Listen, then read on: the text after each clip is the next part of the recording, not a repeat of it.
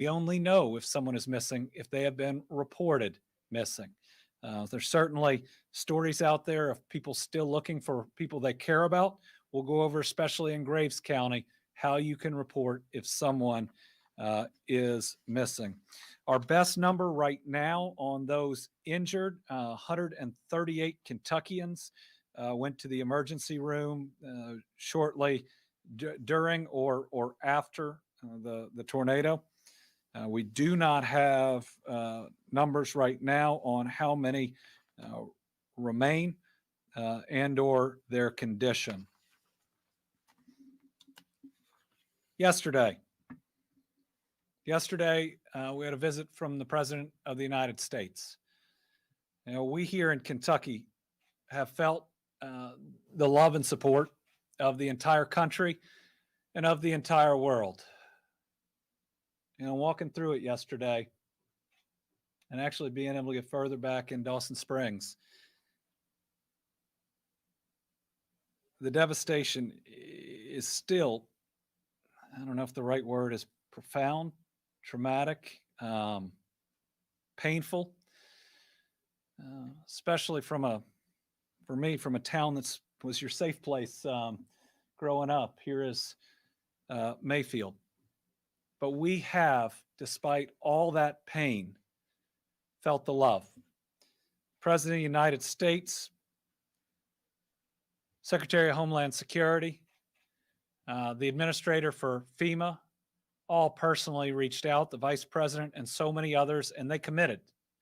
And then we not only saw it in the fastest emergency declaration that I'm aware of ever in the history of the United States and the fastest major declaration ever, the President of the United States, who's got a lot on his plate, came down to see us, to look at us in the eye and to tell us that not only was he going to be here for the years to come, which is exactly what I needed and we needed to hear, but that he cared about us. The people of both Mayfield and Dawson Springs, I could tell, saw that. People that know my dad well, who were there right in the line of the tornado, getting to talk one-on-one to the president. We appreciate him being here. It showed a level of dedication, and he showed a level of care for us. And I want to make sure that this visit is only viewed the way it should, as support that we are grateful for. And while he was here, he even made some more news, stepped up doing yet another thing that you almost never see, but it's going to help us even more. On Tuesday evening, I submitted a request to the president for the federal government to cover 100% of the costs of some of the specific costs of recovery from the tornadoes for our first 30 days of digging out. I did this hoping, but knowing even the 75-25 share, which is what it normally is, with the federal government paying 75% and the state and the county really splitting the 25%, the county pays a little bit more, but knowing that's hundreds upon hundreds of millions of dollars. And so we asked for what would almost be the unthinkable. Can you, the federal government, just pay for all of certain costs to help us? On Wednesday, the president told me personally, the answer was yes. He actually said when the request came in, he didn't know if he had the legal authority to do it. And turns out he did. And he said yes to me in person in the Princeton airport. The 100% cost share will cover assistance for debris removal, emergency protective measures, and direct federal assistance. That is going to be a huge amount of money. And that's going to free up other dollars for us for the months and the years to come. It's going to give us the tools we require to help and to dig out.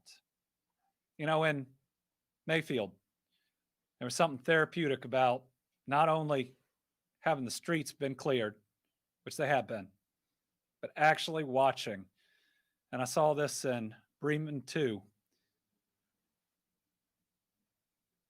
the chaos, the devastation being put into a dump truck and taken out of town. That was special in Mayfield.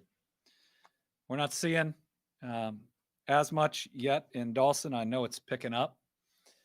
And this is going to help cover all of that. You know, I look forward in the weeks to come when, while we won't have rebuilt, that people can walk down their streets without rubble on the sidewalk, where they can get a better picture of what things can look like as we move forward. Whether it was yesterday's visit or this new 100% coverage, federal government has done absolutely everything that we have asked them to do, and we've asked for some things that were hard for them to say yes on. Got a number of other updates. Just a few more pieces that Director Dossett will cover on the 100%.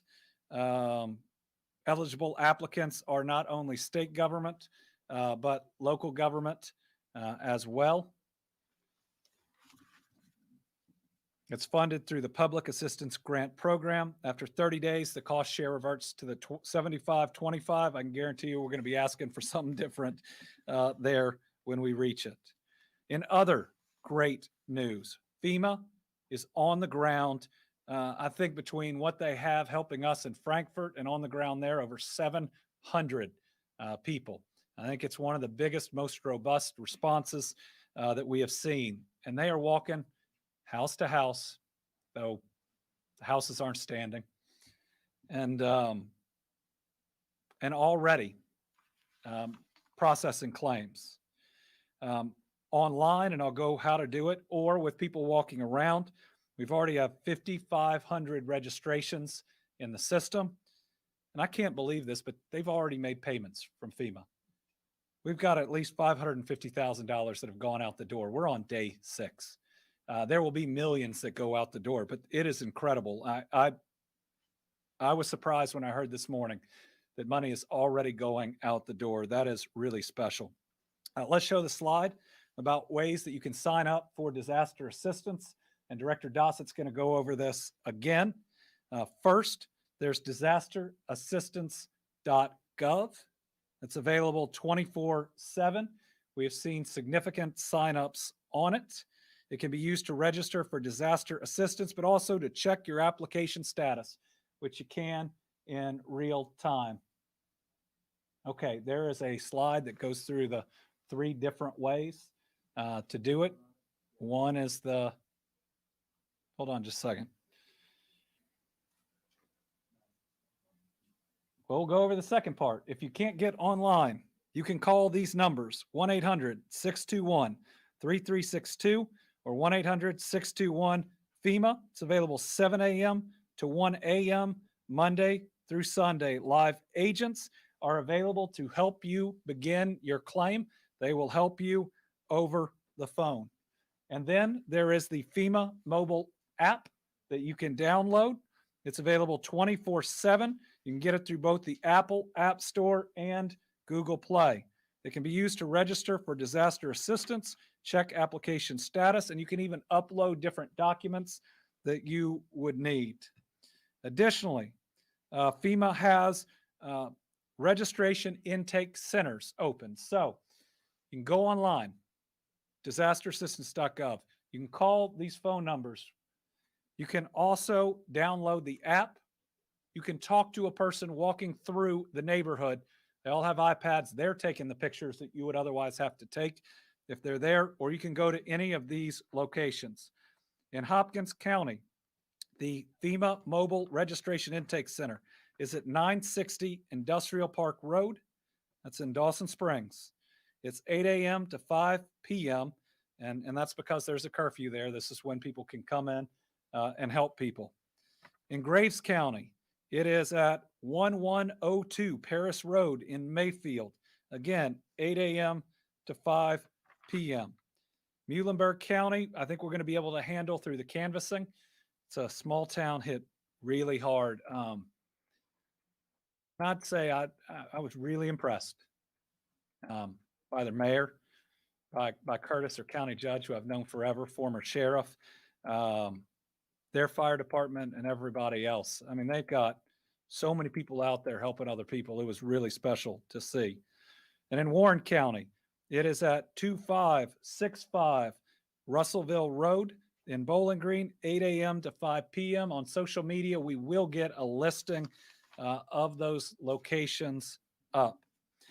All right, as an update on our state parks, we have opened them up to take our people in. And as we walked around, as Brittany, who's over here, I keep looking over, walked around both. Question we'd always ask people is, where are you staying?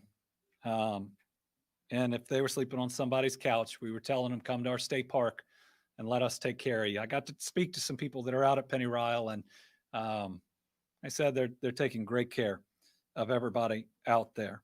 So we announced that our state parks would provide a minimum stay of 2 weeks for anybody displaced by these tornadoes. And by 2 weeks, I was trying to make sure that everybody knew they didn't need to worry about tomorrow. Today, we're extending that minimum to 4 weeks. In the very least, we'll house you a month. And listen, if there's somebody who has a reservation, whose house has power and they're warm, if we have to, we'll cancel their reservation for those of you that don't have that warm home to go home to right now. Right now, we are housing 610 displaced Kentuckians and 176 first responders. We do have room for some more. We have 9 rooms available in Kentucky Dam Village. They've got 89 displaced Kentuckians and 155 first responders. Ken Lake, we have 12 rooms available. We got 146 displaced Kentuckians and 8 first responders there.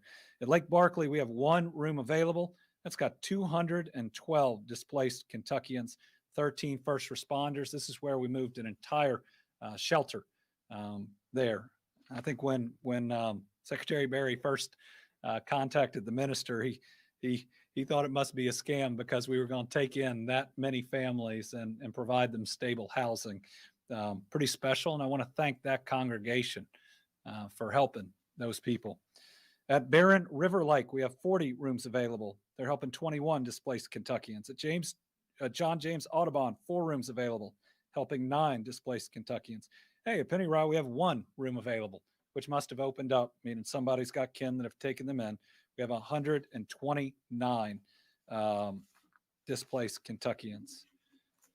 We got a lot going on out there, which is pretty special. At Penny Ryle, the police department for the city of Morganfield coordinated a gifts and a Santa visit. I think they're going to see Santa more than a few times at our state parks. And a special thanks to T-Mobile for donating cell phones with 30 days of unlimited talk, text, and internet. Sinking Fork Church also provided lunches for families out there. And then at Rough River Dam State Resort Park, we got 44 rooms available. We're currently housing 4 displaced Kentuckians. I think that we got a lot of volunteers too that are out there. These aren't just our state employees taking care of folks. We got as many folks as we have asked for that have come and helped out.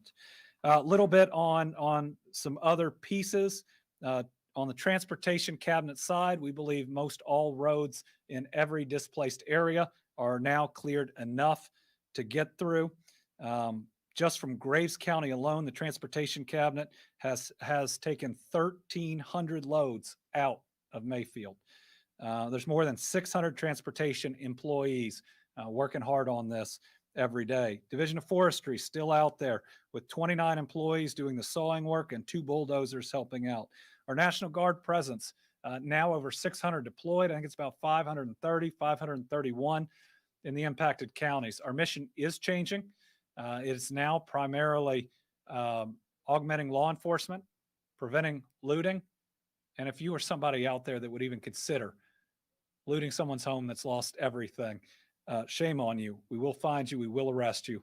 That is absolutely despicable. They're also doing wellness checks and helping with traffic control. Over 1,200 state employees and Guard combined in these areas. KSP on the ground in the areas, about 100. And they are verifying and accounting for people who are missing. Thus far, they've verified and accounted for 90% of the employees from the MCP candle factory. And right now, the information that the company has given us is correct. That would suggest just 8 lost in that factory, which is a miracle, is an absolute miracle in this disaster. I will tell you, I was almost certain that the number would be 70, but thank God others either left or escaped. It was feared much, much worse. Absolute miracle. KSP continues to conduct welfare checks on behalf of family members and loved ones. KSP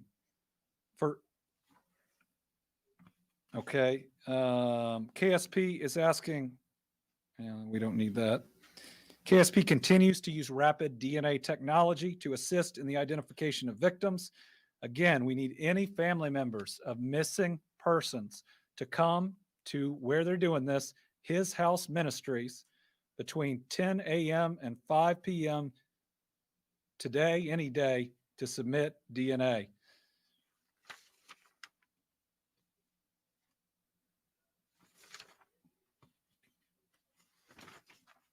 Okay. A couple other things on helping people with services.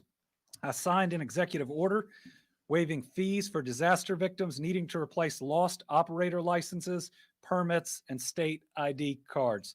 That means there will be no fees as we are able to replace those. Transportation Cabinet will be setting up temporary credential issuance station.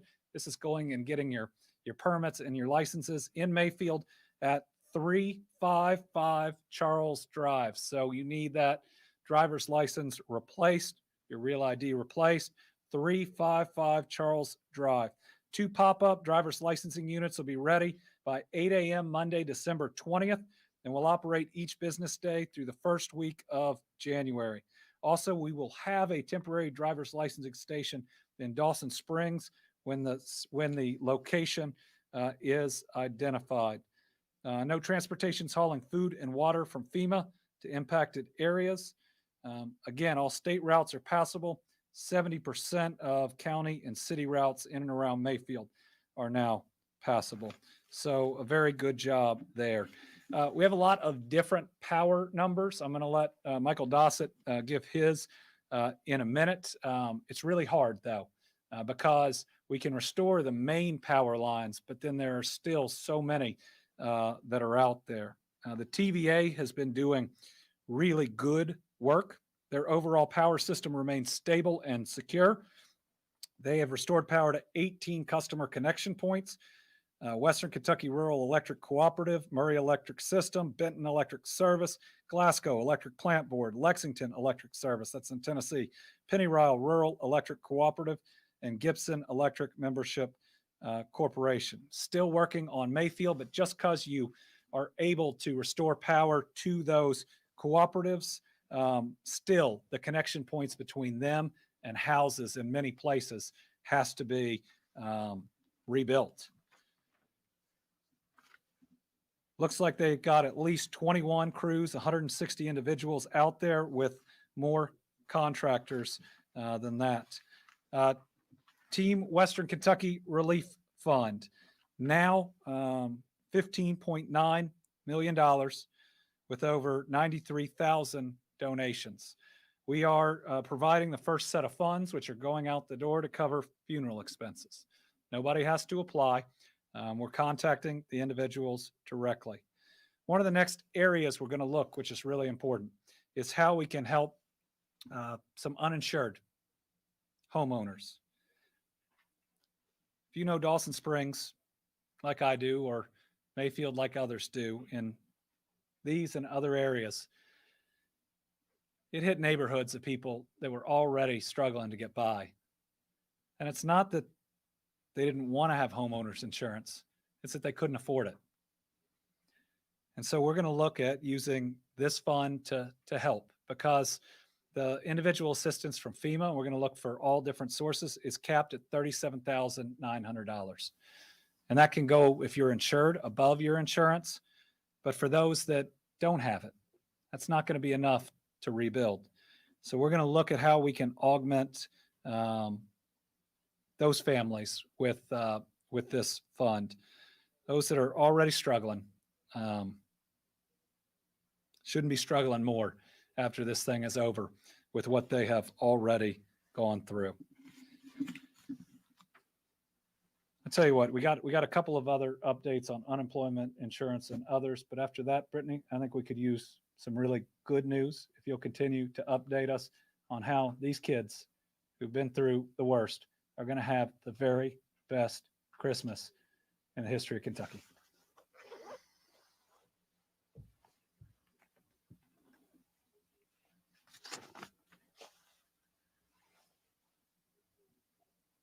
Good afternoon. As First Lady, I was left speechless at the heartbreaking images of entire communities left grieving after this natural disaster. But as a mother, my heart ached, especially for those youngest Kentuckians among us, for whom the holidays are a particularly magical time of the year. So on Monday this week, I announced we're teaming up with our #1 partner, Santa Claus, who's going to help us launch the Western Kentucky Toy Drive. It's an effort to collect new unwrapped toys, books, games, electronics, and $25 Visa or MasterCard gift cards for the children of Western Kentucky. This morning, I visited Broadbent Arena in Louisville, which is our largest donation hub. I was overwhelmed and left speechless. It's incredible the way that people have responded to this call. I was delighted to be able to help load some of the boxes with toys that had been donated. There were volunteers there who, there was one elderly woman who had gone yesterday to drop off toys, and she's still there. She is still helping to unload and sort toys. Just while we were there, I think 3 trucks full of Amazon deliveries showed up, as well as a semi. I'm speechless. These children and their families just deserve it, and it's so heartwarming. So while we are still collecting toys, we have to shift from the collection to the delivery of these items. Specifically, we are in need of gift wrapping supplies, as well as more $25 Visa or MasterCard gift cards, and items for older kids and teens like electronics, video games, athletic gear, and bikes. And of course, books and art supplies are always needed as well. We will continue to accept donations until Saturday, December 18th. If you are able to contribute, please visit firstlady.ky.gov/toy drive to find the location nearest you. And I think it's also important to remember that every donation counts. It is not too small or too large. There will be a child with joy because of your thoughtfulness. These tornadoes and the loss they inflicted would have been devastating regardless of when they happened, but the proximity to the holidays just somehow makes it a little more painful. To everyone who has contributed so far, to the staff and the volunteers who have made this effort possible, thank you.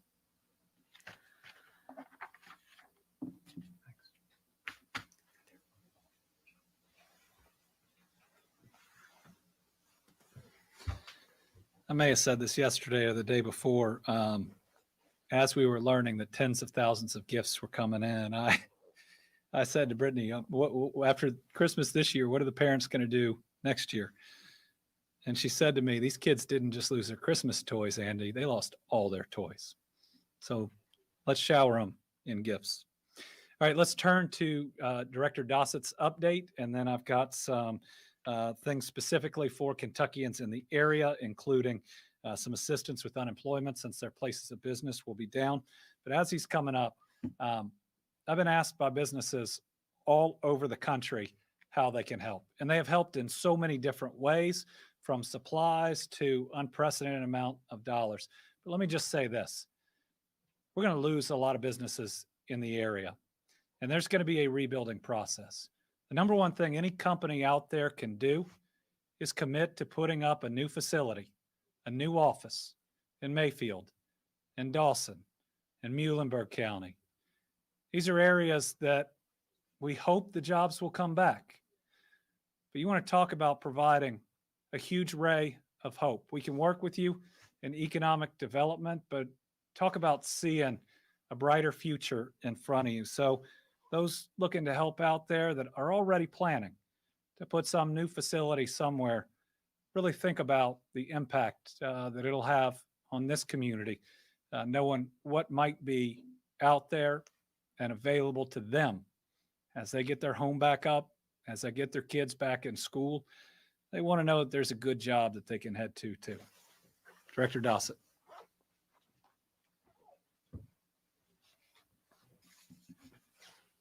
Thank you, Governor, and good afternoon. Let's start with the warning slide first. So just a little historical reference. You can see the track here of the tornadoes, and these are the main tracks. Each one of these colored boxes are NWS warnings, and they come in a variety of different patterns. The most severe are obviously tornado warnings or severe weather warnings. And you can see the tracks that they have taken. These began, and I'm only showing you the warnings from 0 hour, which was somewhere around 8:30 p.m., all the way through the end of the storm track. And during that period alone, there were 92 NWS warnings put out all over the state. And they ranged from radar indicated tornadoes to severe weather to squall lines and flash flooding. So this is the impact area and how wide this was. The next slide indicates some of the tracks, and it only indicates 2 of the main tracks. The National Weather Service is still looking at the impact. They just upgraded the main storms, 3 of the main storms. The main track was now found to be an EF4 at 190 miles an hour. That is a remarkably powerful storm. And as you can see the results from all the video and the coverage of Ground Zero. Moving into some of the impacts that we're now working toward. So total declarations, there are 23 counties that have declared during this storm. And cities are Bowling Green, Cave City, Horse Cave, Munfordville, Park City, Princeton. This is just a preliminary list, and these are just the data that we have in the system right now.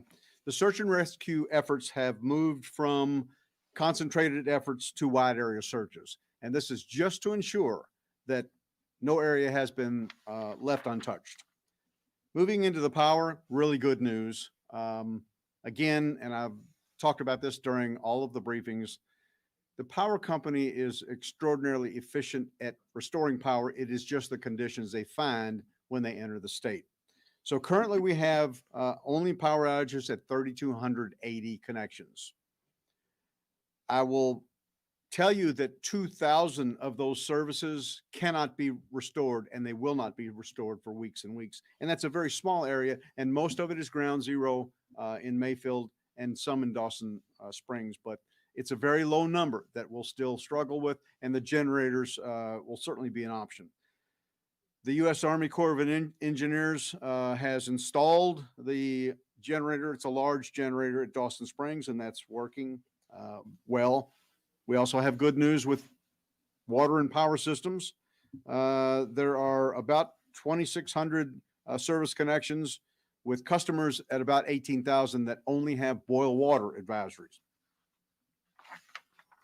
We have a bit of good news, and it comes slowly, but it's coming. In Dawson Springs Water Treatment Plant, at 11 a.m. this morning, it was totally restored to power, and that's a big celebration. Next slide on cost share, please.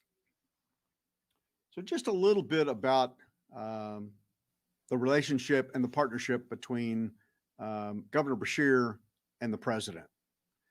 We've talked about this the day of the event.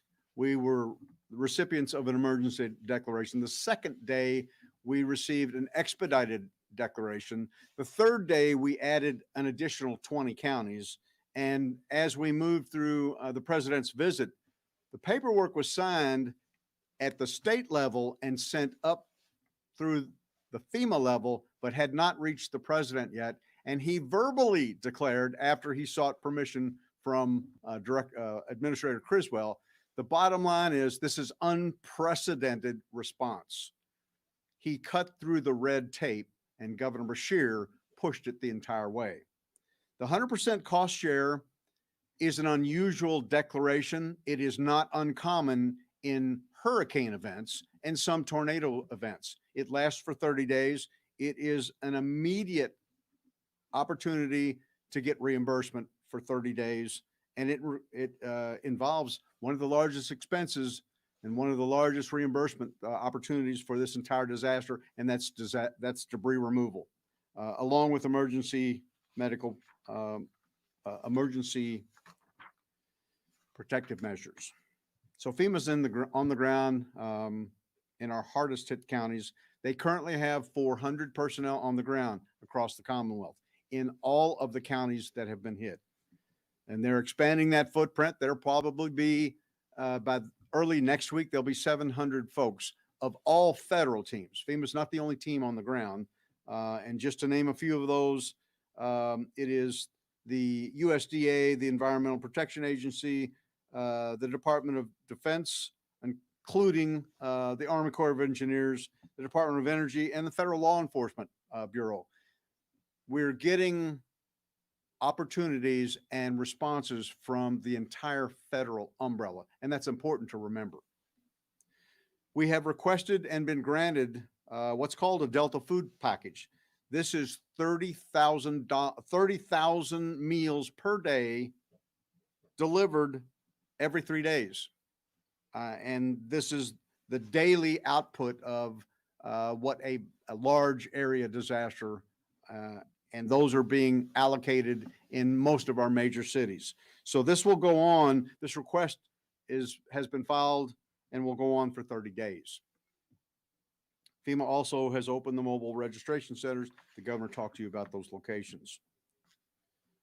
And there are three ways you can register, certainly online, a telephone number, and then the mobile centers will be announced.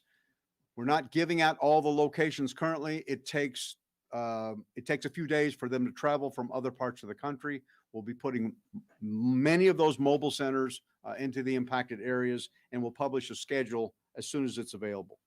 So FEMA's also providing us tarps, cots, generators, infant kits, and pandemic shelter, along with water. Basically, what happens during this process is FEMA ships from Atlanta or one of their large warehouse areas down to Campbell or Wendell Ford. We then take possession of the commodity, and then we move it to a county staging area, and they distribute it in pods. It's a very succinct process. It works in every disaster. So that is currently underway. We have 10 shelters now open. They have about 500 of our citizens in there. The Red Cross has provided more than 40 products to hospitals in the impact areas. The Rubicon slide, please. So this is a success effort, and this is the roofing slide.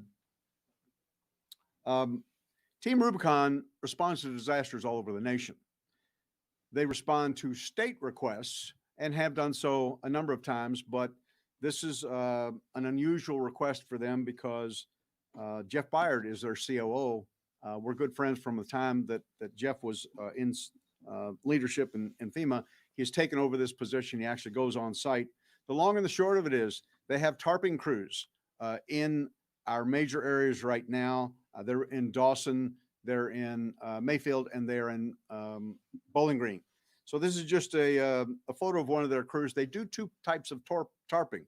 One is emergency roof tarping, where you'll see them cover the roof as they're doing now. And the other is salvage tarping, rain's coming. And what they do is they essentially help the homeowner gather all their belongings, and then they tarp all the belongings, because many of these residences that were on the curtilage of the main impact area where the entire home is destroyed, those that are on the edge have varying different levels of damage, and that includes open rafters that some of them can't take tarps. So they'll go in and protect all the belongings for temporary periods, and they tarp it all and then wrap it. doing a great job. So Team Rubicon will be moving to other counties as we move on. We also have heavy equipment teams out there, along with cut and toss teams that clear debris. So I'll talk a little bit about EMAC support. EMAC is the Emergency Management Assistance Compact. Every state is a member. We have requested EMAC teams from a number of our state partners. This is a routine operation. Quite frankly, in the past, in most of the years that I've been here, we are the state that is sending teams outbound to other states in need in our region or on both coasts. In this opportunity, obviously, we have a need. We've advertised EMAC missions, and we currently have 8 teams responding to the Commonwealth. Some are on the ground. We have IMT teams from Florida. We also have a volunteer assistance liaison, and that's for donations that will be doing the state overview for donations and commodities. We have teams coming from South Carolina that will do EMAC management from us, and additional teams for donation support. The National Guard is on the ground, obviously, and they're doing debris removal, law enforcement augmentation, and traffic control and security across our impact counties. So I'd like to finish up with the last slide. There is always some additional problematic news during disasters. This one involves weather that's inbound. So we're looking at a weather event over Western Kentucky, and it includes the Mayfield area. They're experiencing moderate and light showers right now to 6 p.m. Heavy rain begins at 2 a.m. Friday morning, and it goes all the way through 10 a.m. And you can see the outputs there. The initial part of it is up to half of an inch, and through Sunday morning, all the way through the 3-day period is up to 2 inches. That's not what we want, but there's a lot of tarping operations going on. And that concludes my update for today. Thank you, Governor.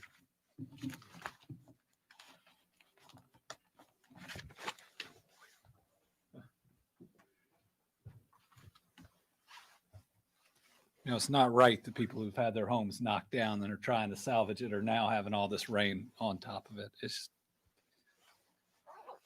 not right. All right, other ways that we're looking to help people. Disaster unemployment assistance application we have sent to the U.S. Department of Labor. It is pending approval. Field locations for UI services, because people aren't going to have a place to go to work in many instances for a while, are being established at Mayfield. That's at the Walmart location. So the Mayfield Walmart, the McCracken County Library, the Trigg County Library, the Butler County Library, the Hardin County Library. In Bowling Green, we're directly in the GM plant. 4 staff started working there on December the 15th, and we're looking at further coordinated locations with FEMA for better services and deliveries. The teams established are ready to go, pending final approvals from the federal government, and we're hoping to streamline the ID verification process to facilitate claims and get payments. I'm going to be working on getting a waiver for the waiting week, because they'd have to wait a week. Wouldn't get paid from anywhere if their employer has had to lay them off, as well as work search requirements for at least a portion of the coming weeks or months, because we want them to rebuild in that area. We don't want them to leave Mayfield or Dawson or Bremen. And so, these are steps that we need to take. They'll likely have to be done by executive order in the short term. Okay. Kentucky Occupational and Health Compliance staff is in Mayfield to address worker safety and health issues. Wage and hour compliance staff are going to be working with USDOL for anything that arises. Department of Workers Claims has identified and spoken with 2 insurers that'll be involved with the workers' compensation claims related to the candle factory.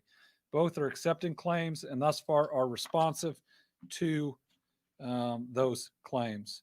Total insurance claims reported as of 10 a.m. today, 9,145.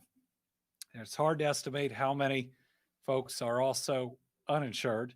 And remember, we have both homeowners and renters that would be potentially insured or uninsured for the value of their home and their belongings, or what is in their apartment or rental unit.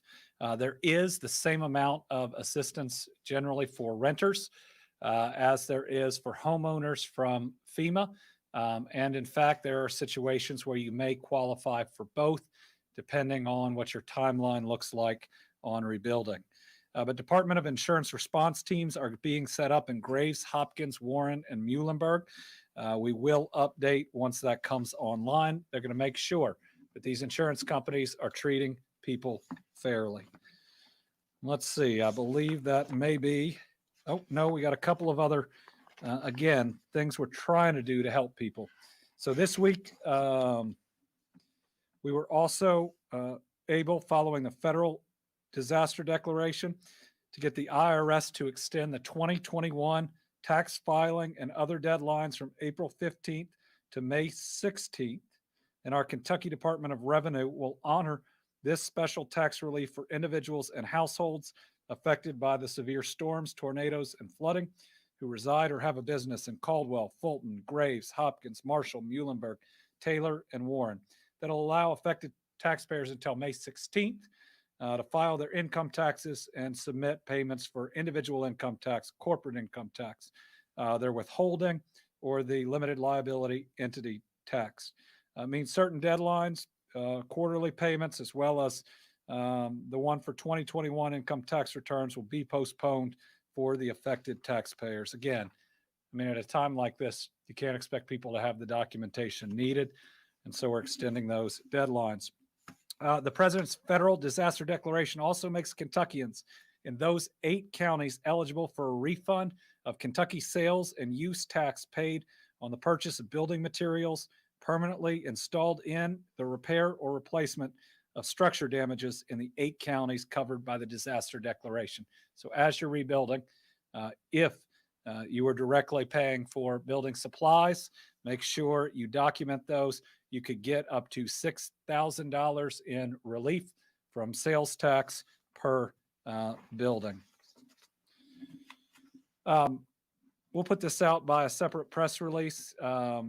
We're increasing, and this is within the state, to qualified residential treatment care programs that serve children that have been struggling during COVID. These are places like Maryhurst and others.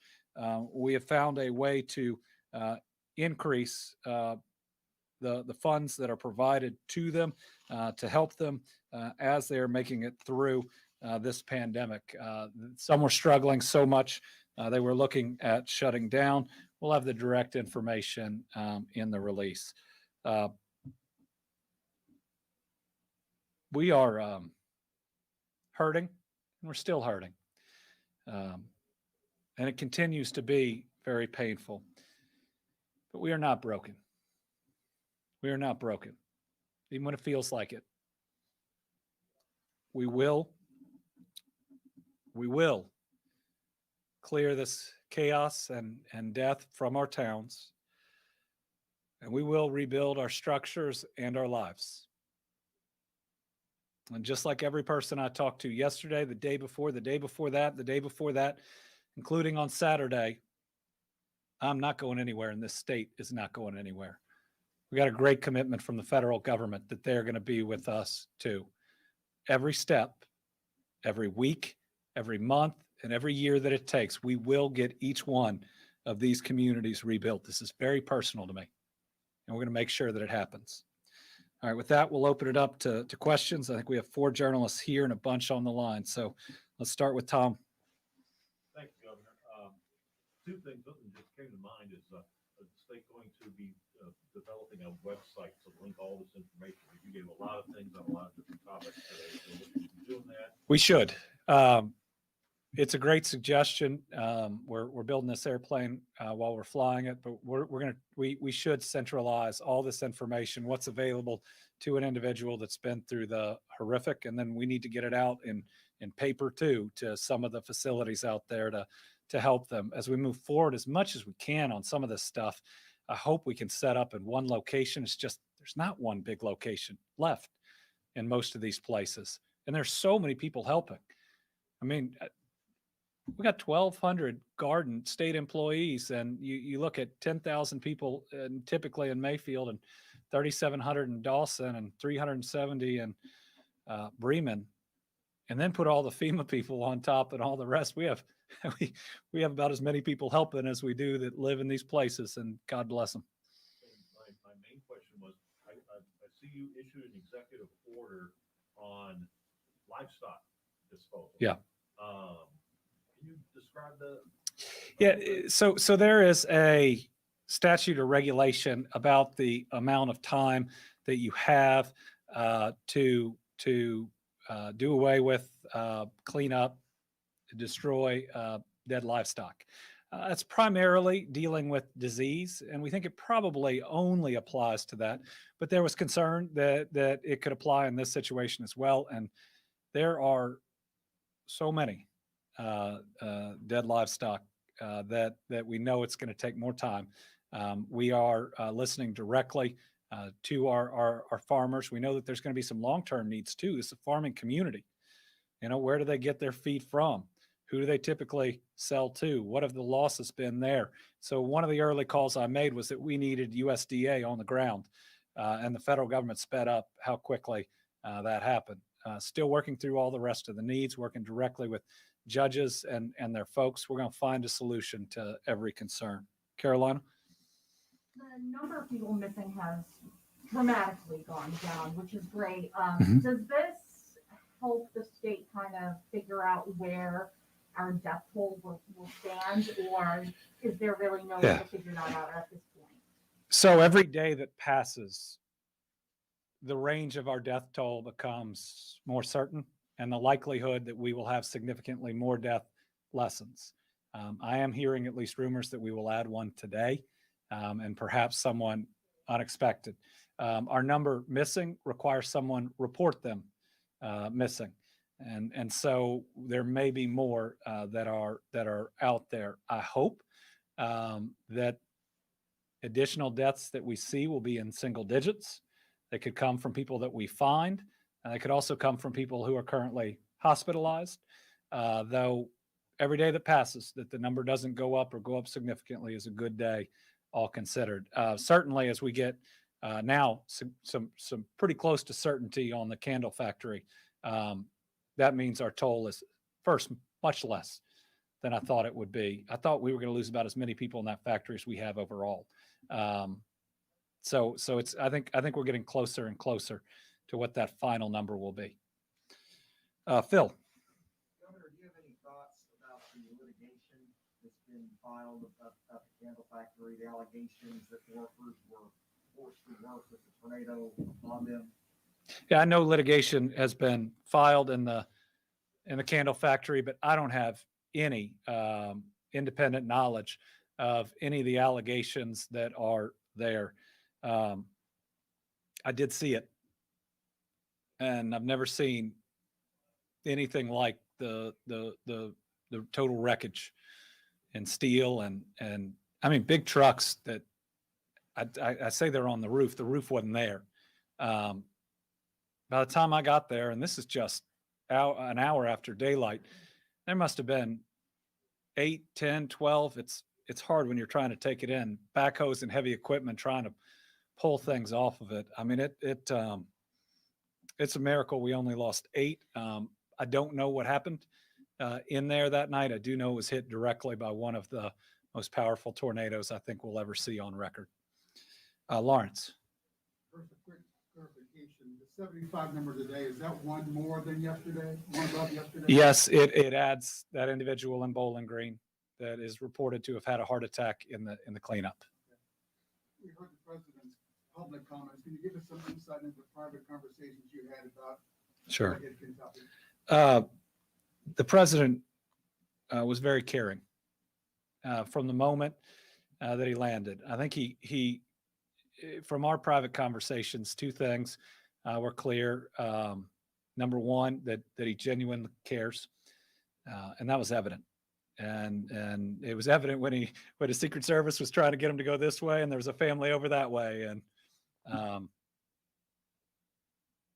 it was absolutely clear. And second, that there is a full commitment by the federal government, even to do things that they've never done before to help us.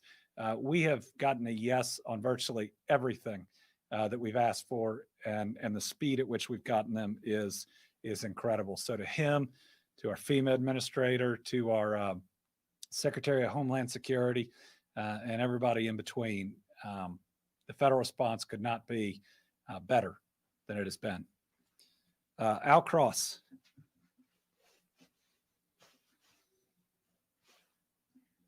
Thank you, Governor. It was quite an eventful day yesterday, and aside from getting 100% federal funding for 30 days, what other surprises did you have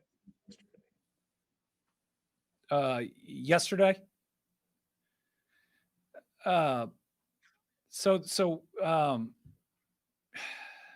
First, there were really tough moments yesterday. I had not been able to get that far back into Dawson Springs, and it was even worse than I could tell. And it was painful. But to also see the number of people that would say that they are blessed to be alive was pretty special. And remember, in this, 8 blocks in any direction, nothing standing. Everybody that is sorting through the rubble knows each other. And, it's, I said before, the trauma kind of seeps into your skin. But I will say that having the president there and especially in Mayfield created an energy. And you know what? I was just happy for one day, because it had been 5 or 6 days, for just one day since this happened, that there seemed to be this really positive energy.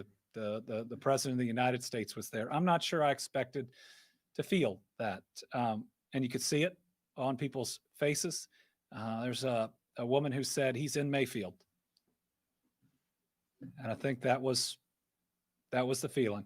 Whether or not you voted for him or you voted for me, we're both trying to do our very best for you. And I could absolutely see that the president coming to Mayfield and to Dawson Springs. I said yesterday, I never thought I'd get to introduce the president of the United States. I never thought I'd get him to Dawson Springs, but by God, I wish it was for different reasons. Jack Bramer, Herald Leader. Yes, Governor, of the 138 Kentuckians injured, where did most of them occur? Do you have a county by county breakdown of the injured? And do you know how many were injured in the Mayfield candle factory? I think that the last number I had is that there were 17 people hospitalized from the Mayfield candle factory. I do not have and that was yesterday. I think I got that information. If I got it the day before, I apologize. It's all, it's been a lot the last couple of days. Generally, Hopkins County area, 21 of those. I think we had one person in Kenton and Logan. Graves County area, it's so people would be transferred. Probably 24, those would be there, 26, 52-ish, I think, in the Graves County extended area. Those include hospitals in Paducah. Taylor Regional had at least 12 who were there, if not 13. One in Frankfurt here, one in Georgetown, 5 in Owensboro. So this made impacts in different places. Well, let me back up. 22 are down at Vanderbilt, and 6 in Union City, Tennessee. So add another 30 on to, so over 100 from Graves County. I think is what we're pretty close to, though Hopkins and Graves are close enough to where you could also be transferring some people who are hurt in Dawson down to Vanderbilt. That's the best I can do, Jack. Karen Czar. Thank you, Governor. Governor, could you talk a little bit more about unemployment? There are already people online who are worried, saying they're afraid they're going to end up in some endless loop like we saw in the pandemic. Is there anything you could say to ease their concerns? Thank you. I'm going to say that we're going to have people in person in each of these counties processing your claims in front of you. We're going to get it done. We're absolutely going to get it done. Piper Hudspeth Blackburn, Associated Press. Hello. Thank you, Governor. My question has to do with cleanup. Is Karen Czar still? Can you hear me? I don't see my. I can hear you. I can hear you. Okay, good. Yeah. So, how long is this initial stage of cleanup supposed to last? And what do you say to those Kentuckians who sort of feel like the damage is insurmountable and it might last forever? Like, thank you. Well, yeah, the cleanup is going to take time depending on the structure that we're talking about. And if you've seen it, it'll take at least weeks. If we can do it in weeks, it will be incredible. I believe that we'll be hauling debris out of some of these locations for up to a month. Director, yep. Any other thoughts? Okay, Director Dossett. So thank you for the question. This is going to be one of the largest pieces of the recovery. In fact, as I leave this briefing, I'm going back into a meeting with FEMA and our other federal partners to flesh out the debris removal plan. We're going to hold webinars in the next days, possibly one tomorrow. We'll announce that. Debris removal is one of the most important pieces because this is part and parcel to rebuilding, not just the city infrastructure, but for all of our homeowners. So you'll hear more about this, but again, please allow us to manage expectations. This is a long, long recovery, and the process to put all the programs on the road, as you can see from the governor's relationship with the president, the actual personnel are on the ground immediately, and they're all working in that direction. So we're moving very quickly. The plan will be announced very shortly. And then after the plan is announced, counties and the state and the federal government will all come together. There'll be contractors that each county can engage. We also have federal assets and state assets that are working toward that.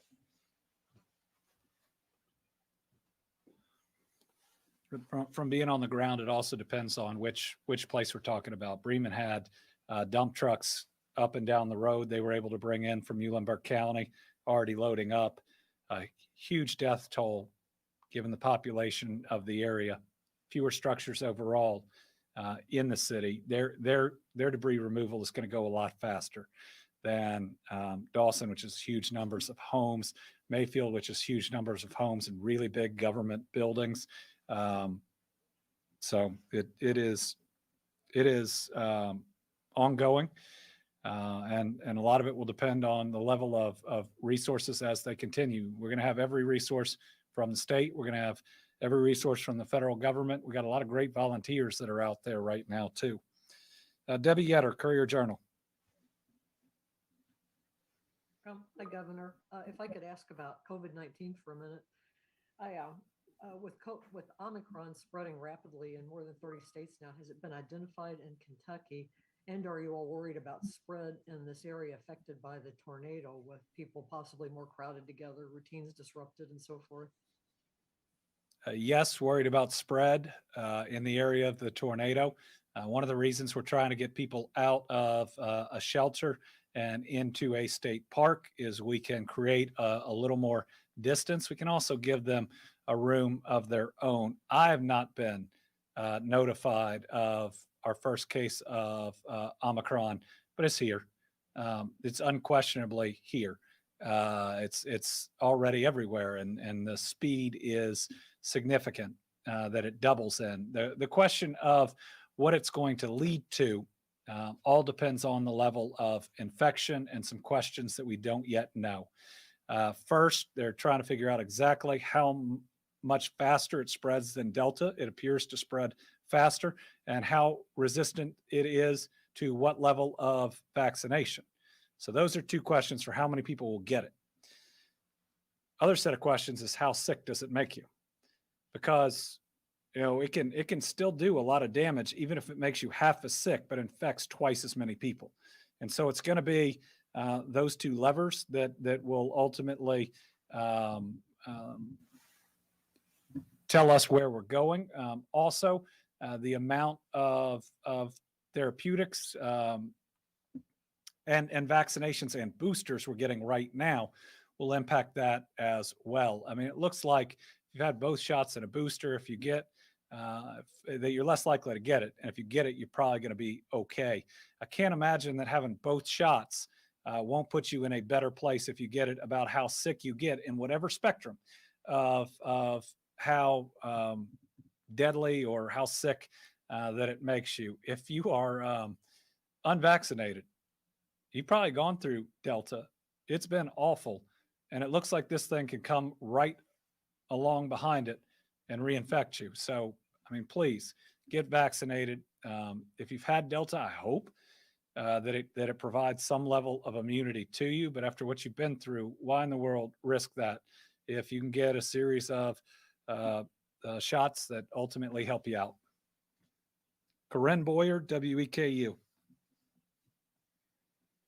Hi, Governor. You mentioned a couple of challenges authorities are facing, like FEMA going door to door to houses that are no longer standing, and the need for family members of people who are missing to submit DNA. How are authorities responding to those challenges?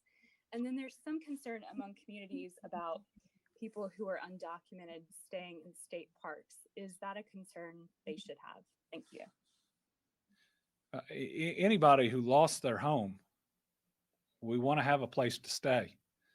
Listen, if somebody has got kids and all of a sudden have absolutely no place to stay, I want them to have a roof over their head. So we're going to help people out at state parks that lost their home. How we're responding to the challenges, we continue to spread the word, which is the main way, to family members and across the region. Spreading it across the state is really helpful too, as they check in on people. The His House Ministries not only can also take phone calls about missing individuals, as can sheriff's offices and others throughout the region. So we know there are likely some other folks out there. We want to know about as many of them as possible. Most likely, that person that you think is missing is okay, but we can connect you to them. What was the other challenge? We'll get you an additional response if you need one. Hannah Saad, the Paducah Sun. Thank you, Governor. I was just speaking with some of the residents in Mayfield, and I was wondering if there's any statewide initiative to help folks who maybe lost their cars or don't have ways to get out to resources if they live kind of far away. Is there any statewide, or are you aware of any private organizations that are providing transportation assistance? We're working on that piece. In the first several days, our goal was safety, security, planning. But yes, transportation is going to be important. If you see what this thing did to cars, they're most likely not going to be salvageable either. I do know that there are adjusters, if you are insured, that are on site, that are there. We do want to try to streamline that though for people. And then we've had folks reaching out about other things that they can do to help. We're going to be trying to connect some of those resources. Certainly we can title a new or a used vehicle for folks as they replace it at any of these facilities that we're setting up. I mean, these folks don't have a driver's license likely. Their last car title, they're going to need to turn it in. They're going to need a new one as well. So that point's well taken. And transportation. Right now, we've used school buses to get people from shelters to state parks. Last question, Grace McKenna, WHAS 11.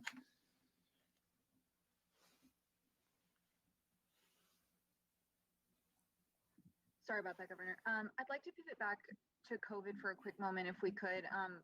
Coming up on the holiday season, I know we were all concerned about surges during the holidays last year. Could you talk about the role of the booster, in helping to prevent some of those surges, especially as we see Omicron starting to spread inevitably to Kentucky, like you mentioned? Yeah, Christmas is supposed to be a wonderful, special time where we celebrate a life and life itself, salvation, what is good in mankind, the hope, and then we have a new year where we make resolutions to be better, where there are new chances. They are supposed to be wonderful, hopeful, life affirming holidays. And last year they were deadly. We lost a lot of Kentuckians through the spread of COVID-19 during those holidays. This year we don't have to. Last year you couldn't be fully vaccinated, or it would have been very hard to be fully vaccinated by Christmas. This year everybody can be. And this year we have a booster as well because waning immunity is real. I believe the largest single factor in what type of surge that we are going to see over the holidays and into the beginning of the year is how many people get their booster. If you do it, you're pretty well protected. You'll free up that hospital capacity if it comes in a crunch that others will need. So please, for the holiday season, if you haven't gotten vaccinated, go get vaccinated. Even if it's your first shot, go ahead and get it. It'll help. If you've been fully vaccinated and it's time for your booster, go get it. Don't wait until after the holidays. Go get it as quickly as you can. And then just think about the way you're holding your holiday gathering. If everybody is vaccinated, if everybody is boosted, and those that aren't, really consider masks while you're inside and close together. That protects everyone, and maybe just have a slightly smaller gathering than you did last year. Listen, we can do that safely. We can wear a mask in a gathering if it's needed. We can have a slightly smaller gathering because you know what? We're pretty blessed, especially when you look at a whole bunch of people that don't have homes in Western Kentucky. So, everybody just try to protect one another. We've seen horrific loss of life. We've seen destruction at a level nobody has ever seen. So I see the outpouring of love. Take care of each other, and we'll continue to update on services, on loss of life, and on how we are going to dig out. We're not broken. We will rebuild, and we'll get through it, and we'll get through it together. Thank y'all.